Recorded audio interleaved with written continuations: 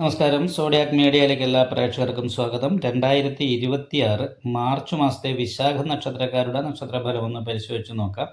വിശാഖ നക്ഷത്രത്തിൻ്റെ ആദ്യത്തെ 45 നാഴിക വരുന്നത് തുലാക്കൂറാണ്. തുലാക്കൂറുകാരെ സംബന്ധിച്ച് 9-ൽ വ്യാഴം സഞ്ചരിക്കുന്ന സമയം കാരണം കൊണ്ട് നല്ല ഗുണങ്ങൾ അനുഭവിക്കാൻ യോഗമുണ്ട്, നല്ല ദൈവാധീനമുണ്ട്.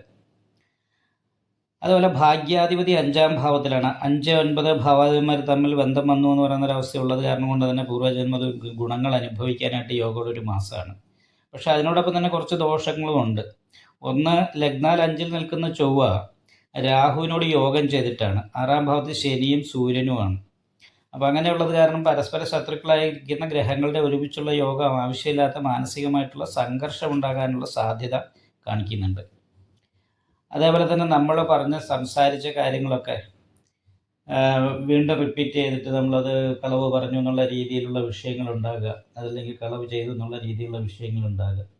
അപ്പോൾ ഇങ്ങനെയൊക്കെ കുറച്ച് മാനസികമായിട്ട് ടെൻഷൻ അനുഭവിക്കാനായിട്ട് വരാനുള്ള സാധ്യതയുള്ള സമയമാണ്. വിദേശത്ത് പോകണമെന്ന് ആഗ്രഹിക്കുന്നവർക്ക് വിദേശ യാത്രയ്ക്ക് യോഗമുണ്ട്. കാരണം ചന്ദ്രലഗ്നാധിപതി ഉച്ച ബലവാനായിട്ടാണ് നിൽക്കുന്നത്. പക്ഷേ ശത്രുദോഷം കുറച്ച് സ്ട്രോങ് ആണ്. ശത്രുസ്ഥാനത്ത് പോയിട്ട് 5-ാം ഭാവാധിപതിക്കുന്നതാണ് പൂർവ്വജന്മ ദുരിതത്തിൻ്റെതായിരിക്കുന്ന ഒരു വിഷയമുണ്ട്. അത് കാരണം കൊണ്ട് അയ്യപ്പ ക്ഷേത്രത്തിൽ നീരാഞ്ജനം വഴിപാട്, ശിവക്ഷേത്രത്തിൽ ശംഖാഭിഷേകവും നെയ്വിളക്കും ചെയ്യുന്നത് നല്ലതാണ്.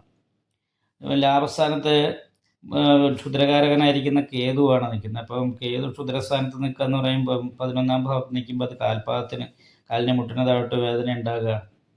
അതേപോലെ തന്നെ ഈ ബാധയിൽ നിൽക്കുന്ന കേതുവും ബാധകാധിപതി സൂര്യ ശത്രുസ്ഥാനത്തുമായത് കാരണം കൊണ്ട് ശത്രുദോഷത്തിൻ്റെതായിരിക്കുന്ന ദോഷം കൊണ്ട് നമ്മൾക്ക് അനുഭവിക്കാനുള്ള ഏറ്റവും നല്ല അനുകൂലമായിരിക്കുന്ന ഗുണങ്ങൾ വരെ ചില സമയത്ത് കിട്ടത്തില്ല. അപ്പോൾ അത് കാരണം ശത്രുദോഷ പരിഹാരമൊക്കെ നല്ല രീതിയിൽ ചെയ്യാം. അതിനു വേണ്ടിയിട്ട് ഗണപതി ഹോമം ചെയ്യണം. അതേപോലെ തന്നെ ശിവക്ഷേത്രത്തിൽ അഘോര പുഷ്പാഞ്ജലി നെയ്വിളക്കം കഴിപ്പിക്കണം.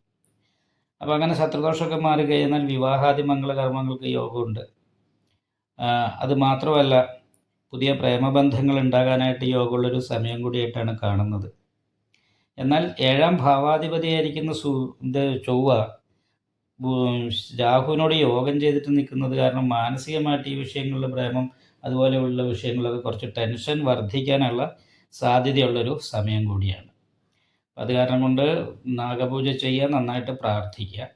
വിശാഖ നക്ഷത്രത്തിൻ്റെ അവസാനത്തെ 15 നാഴികയിൽ ജനിച്ചവർക്ക് അഷ്ടമവ്യാഴാണ്. അപ്പോൾ ദൈവാധീനം തീരെ കുറവാണ്. വിഷ്ണു ക്ഷേത്രത്തിൽ നെയ്വിളക്ക്, ഭാഗ്യസൂക്ത പുഷ്പാഞ്ജലി മുതലായിട്ടുള്ള വഴിപാട് ചെയ്യണം. അതേപോലെ തന്നെ 5-ാം ഭാവത്തിൽ ശനിയും ശുക്രനും കൂടി നിൽക്കുന്നത് കാരണം കൊണ്ട് ഒരു അലസത പോലെയുള്ള പ്രശ്നങ്ങളുണ്ടാകും. പുതിയ പ്രേമബന്ധങ്ങൾക്ക് യോഗമുള്ള സമയമാണ്. എന്നാലും 5-ാം ഭാവത്തിൽ നിൽക്കുന്ന സൂര്യൻ മാനസിക ടെൻഷൻ വർദ്ധിപ്പിക്കും. വീട് വിട്ട് നിൽക്കാനുള്ളൊരു യോഗമാണ്. വീട്ടിൽ നിൽക്കുന്ന സമയത്ത് പെട്ടെന്ന് ദേഷ്യം എടുത്തിയായിട്ട് ഇതുപോലുള്ള വിഷയങ്ങൾ ഉണ്ടാകാൻ സാധ്യതയുണ്ട്. 4-ാം ഭാവത്തിൽ രാഹുവും ചൊവ്വയും കൂടി ബുധനോട് യോഗം ചെയ്താൽ നിൽക്കുന്നത്. അപ്പോൾ ബുധൻ അഷ്ടമാധിപത്യം വഹിച്ച് നിൽക്കുന്നു എന്ന് പറയുന്നൊരവസ്ഥയും കൂടിയാണ്.